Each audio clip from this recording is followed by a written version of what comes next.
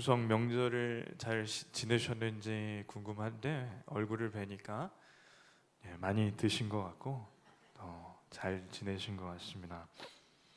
우리나라에 현재 약 300여 대학에 예수님을 잘 믿는 청년들이 모인 CCC라는 단체가 있습니다. 우리 교회도 신정민 자매 또 박요한 집사님이 이 대학 시절에 CCC 출신입니다. 매주 모여서 학교에서 예배를 드리고 말씀 훈련을 받고 방학 때마다 수련회를 가고 또 여름에 그 단기 선교를 가고 또 선교를 하고 굉장히 아주 청년들을 잘 훈련시키는 곳입니다. CCC 이 한 단체에서만 약 대학생 40만 명을 50년 동안 훈련을 시켰고 우리나라에 약 350만 명의 성도가 이 CCC를 통해서 배출됐습니다. 대표적인 예로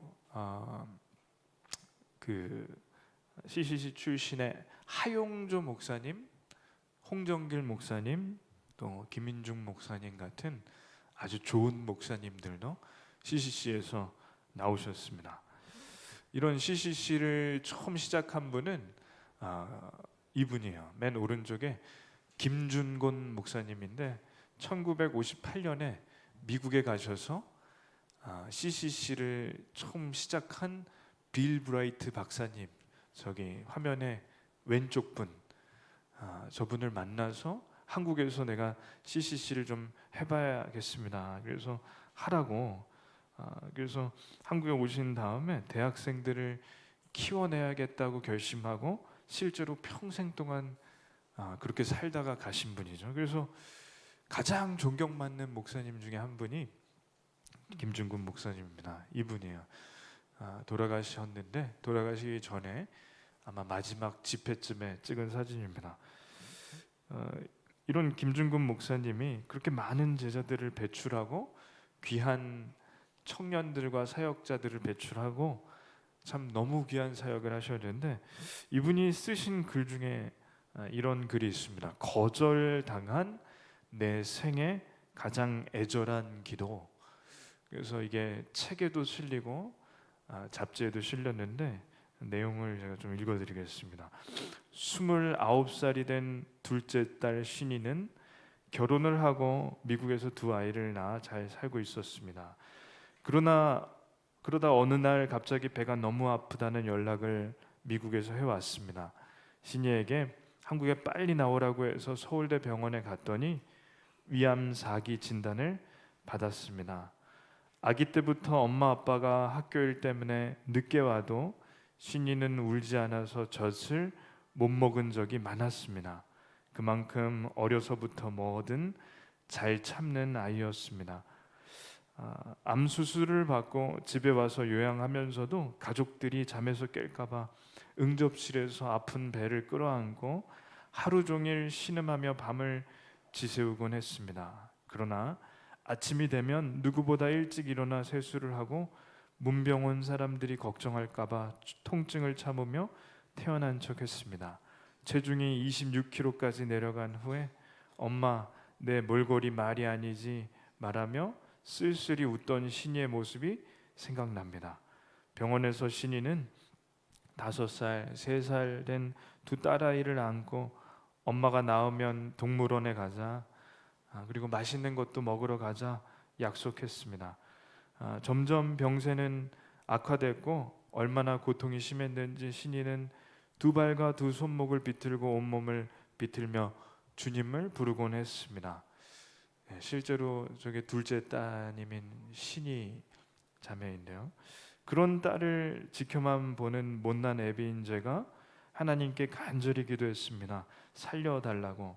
신이가 토할 때마다 나는 내 죄를 창자까지 토했고 자나깨나 앉으나 서나 주님과 신이를 번갈아 부르며 숨쉬듯 기도했으나 내 생애 가장 애절한 기도는 무참히 거절당했습니다. 그렇게 아파하던 딸은 스스로 167일 만에 하나님 곁으로 갔습니다. 이게 김준곤 목사님이 쓴 글입니다. 이 목사님이 CCC를 시작해서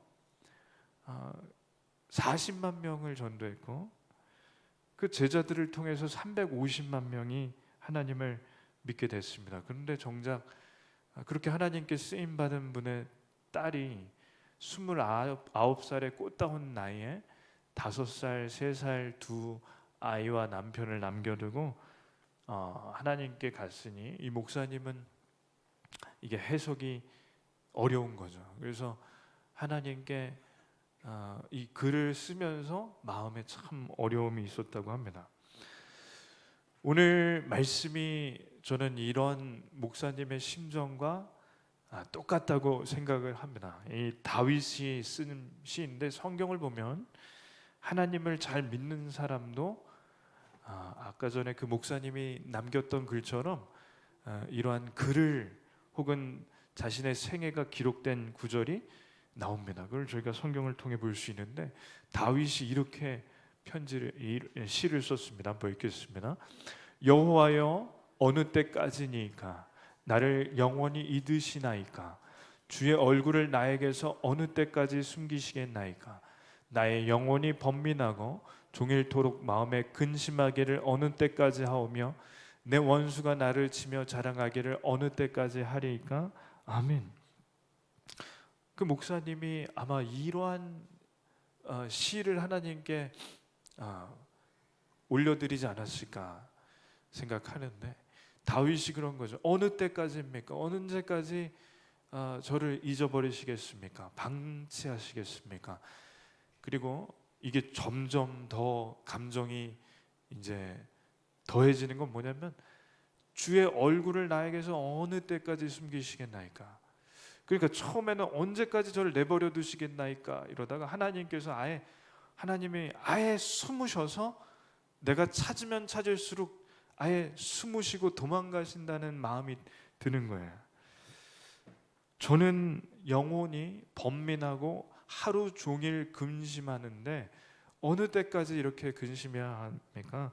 원수들이 제가 이렇게 힘들어하는 걸 보면 아마 기쁠지도 모르는데 하나님은 어떻게 그렇게 저를 내버려 두십니까? 이 시를 언제 썼는지는 정확하게 알 수는 없습니다. 그런데 대부분의 신학자들은 아마도 이 시는 사울 왕에게 쫓겨나는 다음 약 10년 동안 도망 다니면서 쓴 시가 아니겠나 합니다. 그래서 한번 그때로 돌아가서 한번 이걸 시편을 보겠습니다. 나라가 전쟁이 터졌습니다. 블레셋이 쳐들어왔습니다. 제일 앞에서는 키가 3m에 달하는 골리앗이 앞장섰고 그 뒤에 블레셋 그 강한 군사들이 왔습니다. 나라가 온통 뒤집어졌고 전쟁터에 나가 군사들이 이 골리앗과 블레셋 군을 무찌르려고 혹은 막아내려고 나간 겁니다. 두 나라가 대치한 상황에 골리앗이 앞에 나와 나랑 1대1로 싸우자고 너희 중에 누구라도 자신 있으면 나와보라고 합니다.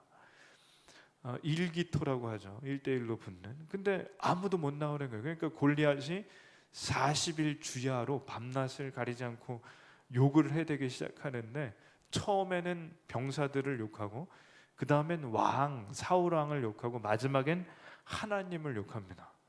근데 이 사울 왕이 분명히 골리앗이 자기 욕하는 것도 듣고 하나님 욕하는 것도 들었는데 가만히 쥐죽는 듯이 있는 거예요. 이건 작전이 아니라 정말 무서워서 두려워서 숨은 겁니다. 그때 한 10대 후반쯤 된 다윗이 그 전쟁터에 나간 형들에게 치즈랑 도시락을 배달하려고 왔다가 저기서 하나님을 욕하는 골리앗을 보게 되는 거죠. 그때 왕에게 가서 제가 저놈을 당장 무찌르고 오겠습니다 했더니 왕이 쓸데없는 짓 하지 말고 돌아가라.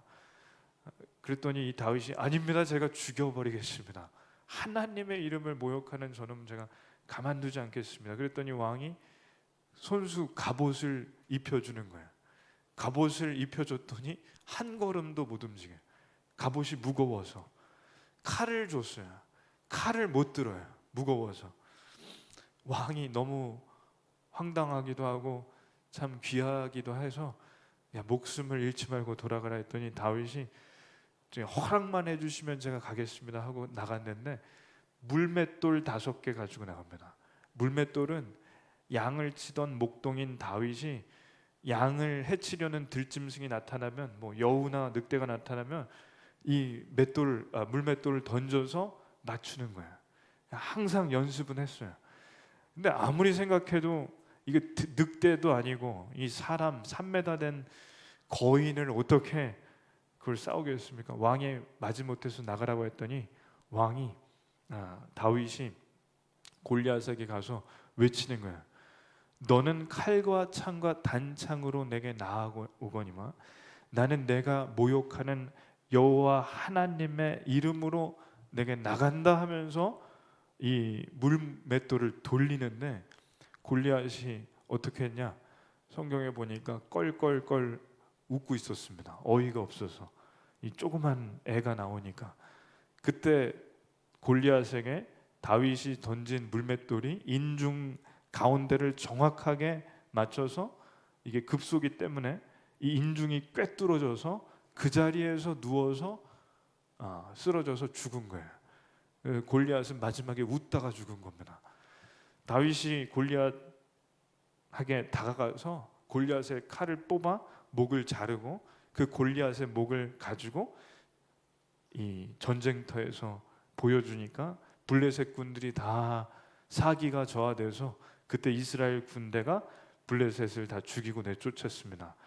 그래서 다윗이 골리앗의 머리를 가지고 말을 타고 이 나라로 돌아오는데 나라를 잃은 영웅이 된 것이고 이날 하루아침에 왕의 인정을 받고 다윗이 그날 장군이 됩니다. 그러니까 하루아침에 정말 스타가 된 거죠. 나라를 구했으니까. 그 이후로 장군이 된 다윗은 전쟁만 나면 나가서 이기는데 연전연승을 하는 거예요. 그래서 인기가 치솟았습니다. 백성들이 너무 좋아하는 거예요. 마치 우리나라의 이순신 장군 같은 영웅이 돼서 전쟁만 하면 이기니까 얼마나 좋아했던지 백성들이 노래를 부르는데 그 노래가 너무 간단해요. 사울은 천천히요 다윗은 만만이라. 사울이 죽인 자는 1000명이나 다름 1000명인데 다윗은 10,000명을 죽이고도 더 죽이고 나라를 구하단다. 그래서 이 노래를 사울 왕이 들은 겁니다. 기분이 좋을까 안 좋을까요? 안 좋죠. 그때부터 사울 왕이 다윗을 정말 좋아했었는데 너무 보기 싫은 거예요. 미워진 거예요. 그래서 다윗이 재능이 많아서 이 목동일도 하고 전쟁에 나가서도 잘 싸우는데 한 가지 은사가 더 있습니다. 뭐냐면 하프, 수금을 잘 연주해요. 왕이 머리가 아플 때마다, 악신이 쓰일 때마다 다윗을 불러서 하프를 연주하면 악신이 떠났습니다. 머리가 안 아파진 거죠. 그러니 사울 왕이 다윗을 불러서 하프 연주를 하는데 사울이 창을 듭니다. 그리고 성경을 잘 보니까 하프 연주를 하는 그 거리가 바로 앞이에요. 저 뒤도 아니고 요 앞입니다. 아무리 왕이지만 사울도 키가 굉장히 크고 장수였습니다. 그렇기 때문에 여기서 저기다가 던지면 이거는 못 맞추는 게 더 어려운 거예요. 저래도 여기서 던지면 이 앞에 있는 하프 연주하는 애는 맞힐 수 있습니다. 그럴 것 같아요. 근데 사울 왕이 다윗이 무방비로 연주하는데 창을 던졌더니 이게 이렇게 피해간 거예요. 거의 죽을 뻔한 거죠. 그래서 다윗이 피합니다. 다윗이 겁이 나죠. 왕이 자기를 싫어한다는 걸 알게 되고 사울 왕이 제정신이 들어와서 미안하다고 사과를 하고 보내요. 근데 그 다음에 또 부릅니다. 하프를 연주하죠. 다윗이 이번에는 긴장을 하는 거예요. 사울 왕이 다시 창을 던져서 집어서 던지는 거예요. 한번 읽겠습니다. 다윗이 손으로 수금을 탈 때 사울이 단창으로 다윗을 벽에 박으려 하였으나 그는 사울의 앞을 피하고 사울의 창은 벽에 박힌지라 다윗이 그 밤에 도피하매. 아멘. 다윗이 도망가는 게 어디냐? 처음에 집에 갔어요. 집에 갔더니 아내가 이렇게 얘기해요. 왕이 필시 병사들을 보낼 예정이니 도망가십시오. 빨리 도망가십시오. 그래서 다윗의 침대에다가 이 사람 모양의 인형처럼 해놓고 덮어놓고 다윗이 밧줄을 타고 창문에서 내려가서 도망간 거야. 진짜 병사들이 와서 다윗을 죽이려고 침대에다가 칼을 휘두르는데 벗겨봤더니 없어요. 다윗이 도망간 거죠. 나라를 위해 죽을 고비를 넘기며 목숨을 걸고 싸웠고 실제로 나라를 구했습니다. 다윗은 잘못이 없어요. 하나도 없습니다. 나라를 구한 죄라면 이 세상에 죄 없는 사람이 어디 있겠으며, 왕에게 하프를 연주한 게 죄라면 그게 어떻게 죄가 되냐? 이 다윗은 마음에 사무치는 서운함과 섭섭함을 가지고 도망가는데 왕이 언제 바뀔까 예상할 수가 없죠. 그래서 다윗이 도망다니는데 하도 왕이 병사들을 보내서 갈 데가 없으니까 어디까지 가냐면 적국이나 다름없는 이웃 나라까지 도망갑니다. 그랬더니 그 나라의 신하들이 왕에게 뭐라고 하냐면, 왕이시여, 이 사람이 누군지 아십니까? 천하의 다윗 장군입니다. 저희가 조심해야 합니다. 읽겠습니다. 그날에 다윗이 사울을 두려워하여 일어나 도망하여 가드 왕 아기스에게로 가니 아기스의 신하들이 아기스 왕에게 말하되 이는 그 땅의 왕 다윗이 아니니까. 무리가 춤추며 이 사람의 일을 노래하여 이르되 사울이 죽인 자는 천천히요 다윗은 만만이로다 하지 아니하였나이까 한지라. 다윗이 이 말을 그의 마음에 두고 가드 왕 아기스를 심히 두려워하여. 아멘. 지금 다윗은 사자를 피했더니 호랑이를 만난 거예요. 사울 왕을 피해서 이웃 나라에 갔더니 자기 소문이 거기까지 난 줄을 몰랐어요. 근데 왕을 찾아가서 좀 자기 형편을 좀 말하려고 하는데 그 말하기도 전에 신하들이 이놈은 조심해야 된다고, 죽여야 된다고 그러는 거예요. 그러니 무방비에 있는 다윗이 거기서 어떻게 하냐? 미친 척을 합니다. 침을 흘리고 미친 척을 하는 거예요. 갑자기 한번 읽겠습니다. 그들 앞에서 그의 행동을 변하여 미친 채하고 대문짝에 그적거리며 침을 수염에 흘리매 아기스가 그의 신하에게 이르되 너희도 보거니와 이 사람이 미치광이로다. 어찌하여 그를 내게로 데려왔느냐? 아멘. 여봐라, 이놈 미쳤다. 이놈이 무슨 장군이며 이놈이 무슨 왕이냐? 이놈 정신 나간 놈이고 벽에다가 저 침 묻히는 거 봐라. 그냥 이놈을 당장 내쫓아라. 다윗이 미친 사람 연기로 이제 살아났습니다. 그리고 어디로 가냐? 그 유명한 아둘람 굴에가 들어가는 거예요. 이게 실제로 아둘람에 있는 동굴 중에 하나인데 여기에 동굴이 굉장히 많답니다. 이렇게 석회암으로 된 동굴이 많기 때문에 이 중에 하나에 숨었다고 보고, 이 중에서 한 동굴에 들어가면 바깥에서 안을 볼 때 안이 잘 안 보이는 거예요. 이게 안에서 바깥을 본 거고. 이런 아둘람굴에 억울한 자, 병든 자, 이런 사람들 여럿과 피신해서 다윗이 있는 겁니다.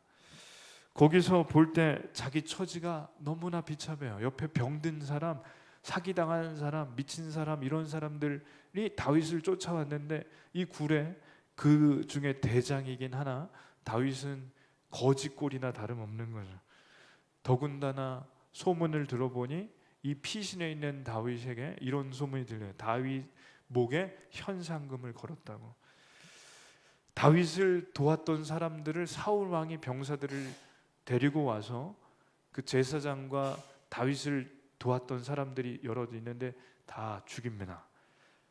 다윗이 이 소식을 듣고 아둘람에서 또 도망을 가서 엔게디까지 도망가요. 엔게디는 좀 전에 아둘람보다 더 산세가 심하고, 제가 한번 예전에 보여드린 적이 있는 것 같은데 거긴 잘못하면 추락할 만큼 굉장히 가파른 곳에 있는 동굴입니다. 그랬더니 사울 왕이 포기하느냐? 또 쫓아옵니다. 그러니까 다윗이 10년 동안 쫓아다니는 사울 왕을 피하면서 그때 쓴 시편이 이게 아닌가 하는 거야. 어느 때까지니까 하나님 왜 아무 대답이 없으십니까? 제가 하나님 찾는데 왜 얼굴을 숨기십니까? 저는 진짜 괴로워서 종일토록 번민하고 있고 근심하고 있고, 그런데 하나님은 아무 대답이 없으십니다. 저를 방치하시는 것 같습니다. 아무 관심도 없는 것 같습니다. 이러한 시편의 다윗의 심정이 때로는 저희의 심정이 될 때가 있습니다. 하나님께서 저희를 힘든데도 그냥 내버려 두시는 것 같고, 저희가 사는 하루하루가 죽지 못해 사는 날일 때, 혹은 정말 지옥 같다고 생각해서 하나님께서 불러주셨으면 하는 말이 나올 때도 있다는 거죠. 제가 들어보니까 그런 분들도 있더라고요. 그럴 때 하나님께 하는 이 시편의 다윗의 기도는 다윗의 기도가 아니라 저희의 기도가 되는데, 하나님 어느 때까지입니까? 어느 때까지 저를 이렇게 내버려 두실 겁니까? 어느 때까지 아무 답도 안 하실 겁니까? 그렇게 다윗이 기도를 하면서 두 번째로 한 말이 있습니다. 두 번째로 한 말, 뭘까요? 하나님은 답이 없으세요. 두 번째로 한 말은 응답해 주시옵소서. 제발 좀 답해 주시옵소서. 뭐 읽겠습니다. 여호와 내 하나님이여 나를 생각하사 응답하시고 나의 눈을 밝히소서. 두렵건대 내가 사망의 잠을 잘까 하오며 두렵건대 나의 원수가 이르기를 내가 그를 이겼다 할까 하오며 내가 흔들릴 때 나의 제적들이 기뻐할까 하나이다. 아멘. 제발 말씀 좀 해주십시오. 뭐라도 해주십시오. 10년째입니다. 어떻게 10년째 답이 없으신다니 방치해 주시는 겁니까? 근데 놀라운 것은 다윗의 믿음이 여기서부터 시작됩니다. 마치 땅에 쓰러졌는데 쓰러진 사람이 거기서 그냥 죽는 것이 아니죠. 거기서 몸을 일으킬 때 이 양손으로 땅을 짚고 다리에 힘을 줘서 일어나는 것처럼 지금 다윗이 하는 게 그런 거예요. 응답해 주십시오. 처음에 시는 언제까지입니까? 그렇게 실망한 듯 하다가 응답 좀 해주십시오 하면서 땅에 손을 짚고 일어나는 건데, 여기서 어떻게 다윗이 힘을 내는 거냐? 이 다음 말이 중요한 거예요. 따라 하시겠습니다. 나의 눈을 밝히소서. 나의 눈을 밝히소서. 성경에 눈이 밝아진다는 건 뭐 시력만 얘기하는 게 아니라 건강을 얘기하는 거예요. 그러니 하나님 제 건강 좀 회복시켜 주시옵소서. 하나님 두렵습니다. 제 원수들이 제가 망하는 꼴을 보고 즐거워할까 봐 전 두렵습니다. 그러니 일단 제 건강부터 좀 회복시켜 주십시오. 마음이 내려가면 몸도 내려갑니다. 우울증에 걸리면 폭식을 하는 경우가 많다는데, 그러다가 이게 비만으로 이 살이 찌고 건강에 해쳐진다는 거예요. 먹어도 이 안이 채워지지 않으니까 먹고 나도 의욕이 생기지 않으니 그냥 잠을 자요. 그러니 살이 더 찌고 혈당이 올라가고 당이 올라가고 이게 심장 혈관은 좁아지고 하여튼 안 좋은 건 다 온다는 거죠. 근데 우울증과 대인기피증에 걸리면 폭식하는 경우도 있지만 거식증도 걸린답니다. 그러니 사람이 이 몸이 망가지는 게 먼저가 아니라 마음이 망가지면 몸도 같이 망가져요. 영혼이 망가지면 몸도 망가진다는 거죠. 그래서 하나님께 다윗이 뭐라고 하냐면, 하나님 제가 지금 완전히 바닥인데 저 좀 일으켜 주시옵소서. 제가 하루아침에 무슨 영분인지 왕이 저를 미워해서 도망가는 신세가 됐고 역적이 됐고, 제가 미친놈 행세를 하면서 목숨을 구걸했고 아둘람 굴까지 도망갔는데 또 쫓아와서 제가 거짓골이나 다름없는데 하나님 좀 일으켜 주십시오. 저 좀 일으켜 주십시오. 근데 놀라운 것은 뭐냐면 다윗이 이 기도를 하다가 진짜 힘이 생겼습니다. 쓰러져서 아무 힘이 없을 때 손을 땅에 디디고 하나님께 일으켜 주십시오. 응답해 주십시오. 제 눈을 회복시켜 주십시오. 그랬더니 눈이 밝아지고 원수들이 비웃지 못하게 해 주십시오 했더니 힘이 생기는 겁니다. 그래서 힘을 내서 일어나는데 여기서 놀라운 것이 있어요. 뭐냐면 하나님께서는 응답을 여전히 안 하고 계시고 상황도 하나도 변한 것이 없고 지금 힘든 상황에서 나아진 것이 아무것도 없는데도 다윗이 힘이 나는 이유는 뭐냐면 하나님께 기도한 그 기도에 하나님께서 힘을 주셨습니다. 마음에 힘을 주셨습니다. 뭐냐면 하나님 응답해 주십시오. 그 얘기는 뭘까요? 하나님이 10년째 응답 안 해주셔도 응답해 주실 것을 믿는다는 거잖아요. 하나님께서 응답을 안 해주실 거라고 믿었다면 응답해 주십시오라고 못한다는 거죠. 그리고 그 다음에 하나님 제 눈을 밝혀주십시오 그러면 하나님께서 10년째 방치한 것 같을 때에도 다윗은 하나님이 눈을 밝혀줄 거라고 믿는다는 거죠. 근데 여기서 다윗이 진짜 믿었는지 안 믿었는지는 모릅니다. 저는 이거 보면서 모르겠어요. 근데 이거 하나는 알겠어요. 다윗이 진짜 믿어서 입으로 고백했던, 안 믿어졌는데도 고백했던 입술의 고백이 중요하다는 겁니다. 안 믿어져도 믿습니다. 힘들어도 일으켜 주십시오. 눈이 안 밝아지고 있지만 눈 좀 밝혀 주십시오. 몸은 지금 망가졌지만 회복시켜 주십시오. 그랬더니 하나님께서 마음에 확신과 힘을 주시는데 그 확신이 뭐냐? 이런 거예요. 다윗이 이제까지 살아온 게 쭉 보이게 됩니다. 그걸 어떻게 하냐면 이 다음 구절을 보면 한번 읽겠습니다. 나는 오직 주의 사랑을 의지하여 싸우니 아멘.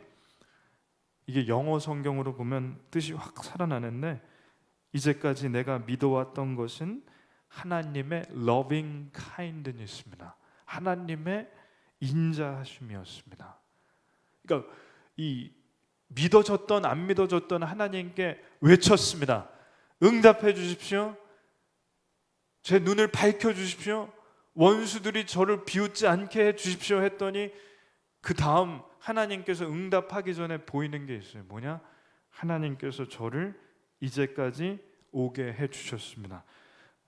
제가 똑똑해서 잘 살았던 것도 아니고 제가 특출나게 잘나서 골리앗을 한 번에 이긴 것도 아니고 제가 건강해서 장군이 되고 인기를 얻은 것도 아니고 제가 잘생겼다고 백성들이 좋아해 줬던 것도 아니고 왕의 딸을 얻은 것도 제가 뭐가 잘나서 된 게 있겠냐는 거죠.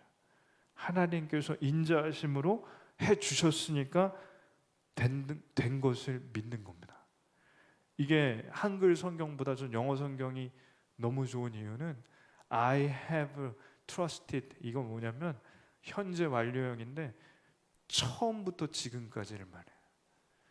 그러니까 저 잘해주셨던 그 2년만 장군 되고 승승장구했을 때만 얘기하는 게 아니라 태어났을 때부터 장군이 되었고 왕의 딸 미가를 얻었고 그때까지만 감사한 게 아니라 지금 엥게디 동굴 혹은 아둘람 굴에 와서 이렇게 힘든 이때까지를 포함한 겁니다. 이때까지 포함한 거예요. 그럼 이 얘기는 뭐냐면 앞으로도 포함한다는 거예요. 지금까지 감사할 수 있다면 힘들어도 그럼 그 앞으로도 I have가 되는 겁니다. 그래서 다윗의 입에서 찬양이 터져 나오는 거예요. 한번 읽겠습니다. 나는 오직 주의 사랑을 의지하여 싸우니 나의 마음은 주의 구원을 기뻐하리이다. 내가 여호와를 찬송하리니 이는 주께서 내게 은덕을 베푸심이로다. 아멘. 다윗의 상황은 똑같습니다. 10년째 쫓기고 있고, 그것도 왕이 직접 쫓아오고 있습니다. 최정예 부대를 가지고 현상금이 걸려 있어서 왕의 병사들만이 아니라 적군이 깔려 있습니다.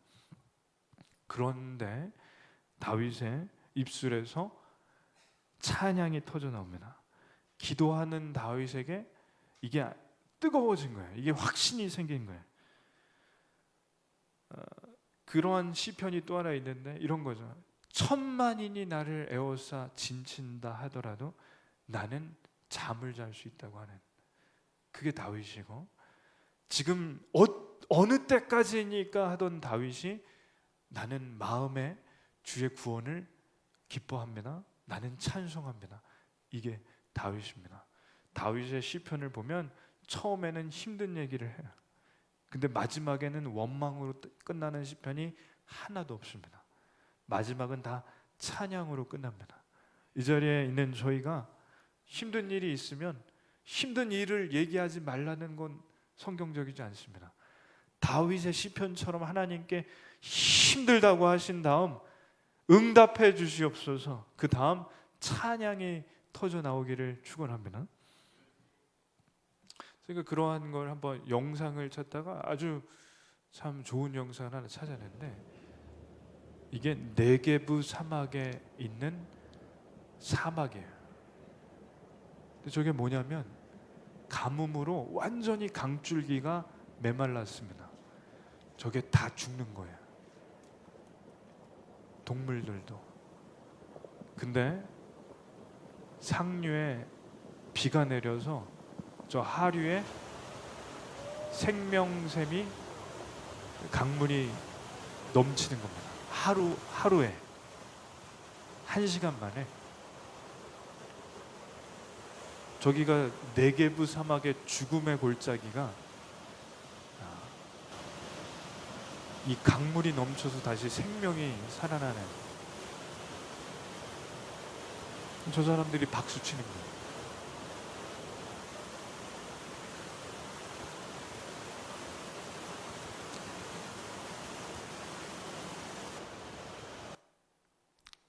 그러니 우기에 비가 내려서 상류에서 내려온 물줄기가 강줄기를 적셔서 메말랐던 하류에 강물이 이제 터져서 나오는 겁니다.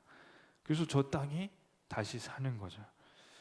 그래서 저희가 찬양 중에 빈들의 마른 풀같이 메마른 나의 영혼, 심령이 죽어갈 때 성령의 담비를 부어 새 생명 주옵소서.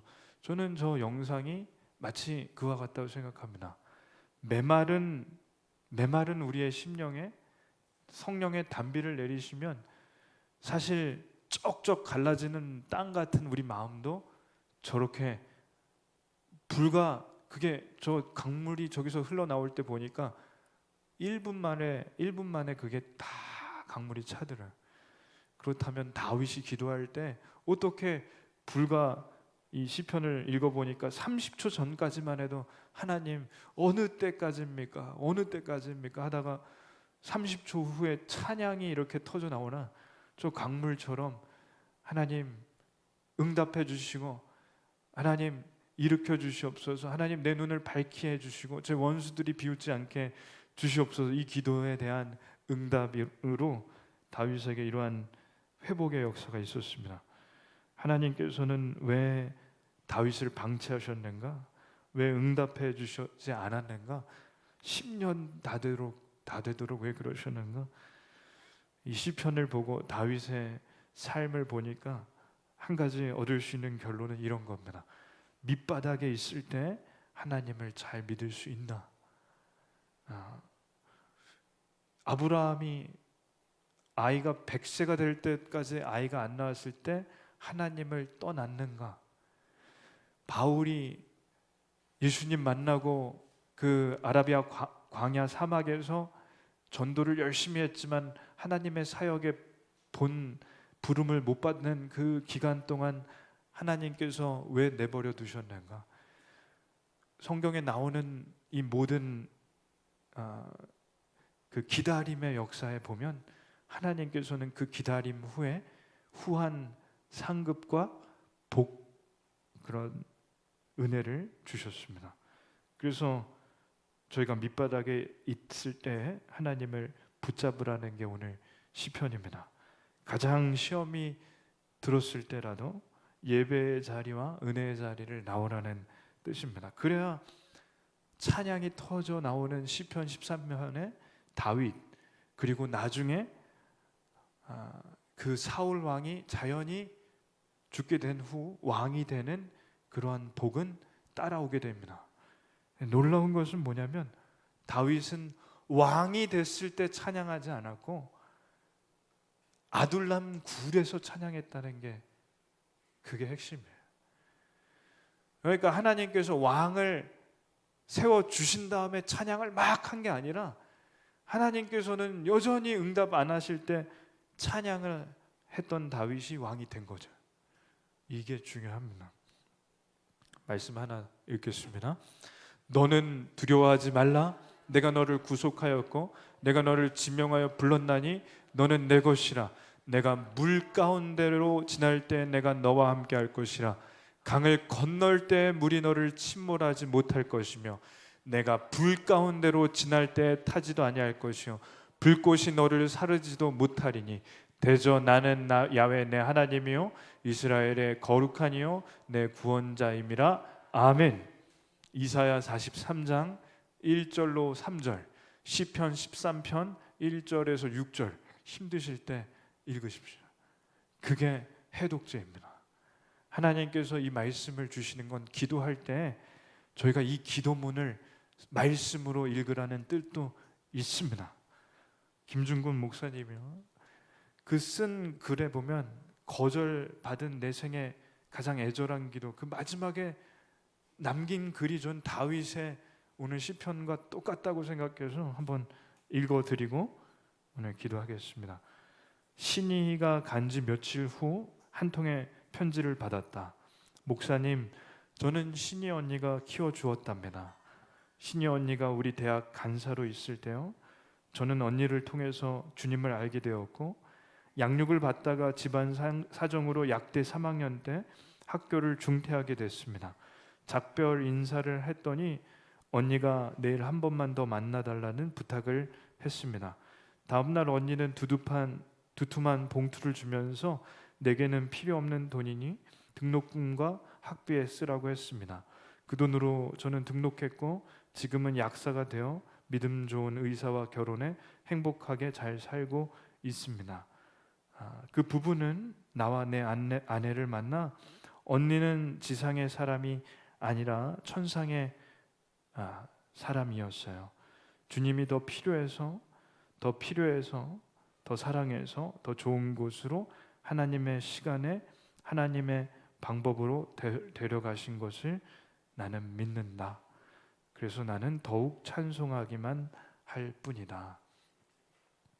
저희 아내 김준곤 목사님과 같은 고백, 다윗과 같은 고백이, 찬양이 터져 나오기를 간절히 기도합니다. 기도하겠습니다. 하나님 감사합니다. 사랑하는 딸을 잃고 하나님께 이 야속한 마음 어찌할 바를 몰라 글을 쓰던 중 사랑하는 딸의 제자들을 통하여 큰 위로를 받고 하나님께서 짧은 인생을 잘 써주셨다는 것을 믿었습니다. 마찬가지로 다윗도 자기 인생이 끝난 것 같은 그때 하나님께 미리 찬양을 드렸고 그 찬양대로 인생이 바뀌었습니다. 하나님, 저희에게 이 시편의 말씀과 이사야의 말씀과 이 목사님의 삶 같은 그런 고백을 할 수 있게 해주시옵소서. 이 모든 것 예수님의 이름으로 기도드립니다. 아멘. 찬송 621장 드리시며 준비하신 예물 드리겠습니다.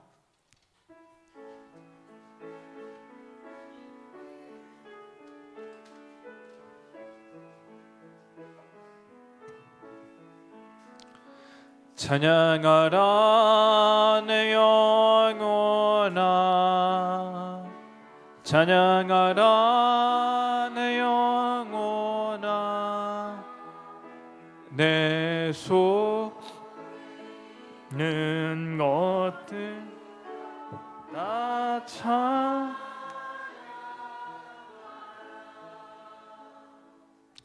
지난주에 올려드린 예물, 감사의 예물과 제목과 여러 가지 헌금을 위해 기도합니다. 고유의 추석 명절을 주님의 사랑 은혜 가운데 잘 보내게 해주신 감사드립니다. 원로 목사님, 원로 사모님, 하나님께 10의 1조를 온전히 올려드립니다. 10의 11조와 또 이 교회의 건축의 마무리를 원합니다 하는 건축 헌금, 또 다음 달에 가는 선교를 위해 하나님께 올려드린 캄보디아 선교 헌금을 비롯하여 NGM 선교 헌금, 지연호 협력 선교사님 위한 헌금 하나님께 올려드립니다. 하나님 감사합니다. 추석 명절 동안 저희의 부모님 또는 저의 조상의 추모 예배를 잘 드렸습니다. 이를 통하여 저희 가정이 믿음의 가문을 이어가게 해 주시옵소서. 하나님, 이제 선교가 눈앞으로 코앞으로 다가왔습니다. 가기 전까지 잘 준비하여 가서도 또 돌아와서도 은혜가 넘치는 팀이 되게 해주시옵고, 이 선교를 통하여 캄보디아의 작은 마을에 저희가 보탬이 되게 해주시옵소서. 이 모든 것 예수님 이름으로 기도드립니다. 아멘. 광고 드리겠습니다. 오늘 오후에는 식사는 있습니다. 그러나 나무 모임은 없습니다. 추석 명절 오늘이 또 마지막 날인데 가족과 함께 추석 명절을 잘 마무리하시기를 바랍니다. 점심은 준비되어 있다고 합니다. 이번 주 수요일 저녁 8시에 나무장 모임이 있습니다. 기억해 주시기를 바랍니다. 저희가 캄보디아 선교를 10월 7일 날 월요일에 출국하기 때문에 지금 약 3주 정도 시간이 남았습니다. 그래서 저희 교회에서 이번에 갈 때 필요한 옷가지들, 그리고 그 캄보디아 현지에서 유치원을 그 교회에서 한다고 합니다. 그래서 유치원에 필요한 물품들, 이러한 것들을 좀 준비해서 가려고 하니까 구체적인 내용을 다음 주부터 나누겠습니다. 헌신을 부탁드리겠습니다. 주기도문과 축도로 예배를 마칩니다. 하늘에 계신 우리 아버지여, 이름이 거룩히 여김을 받으시오며 날에 임하옵시며 뜻이 하늘에서 이루어진 것 같이 땅에서도 이루어지이다. 오늘날 우리에게 일용할 양식을 주옵시고, 우리가 우리에게 죄진 자를 사하여 준 것 같이 우리 죄를 사하여 주옵시고, 우리를 시험에 들게 하지 마옵시고 다만 악에서 구하옵소서. 대개 나라와 권세 영광이 아버지께 영원히 있사옵나이다. 아멘. 이제는 우리 주 예수 그리스도의 은혜와 성부 하나님의 무한하신 사랑과 성령님의 위로내줘 충만 교통하심이 이 자리에 있는 모든 성도들 위해 이제로부터 영원토록 함께 있을지어다. 아멘.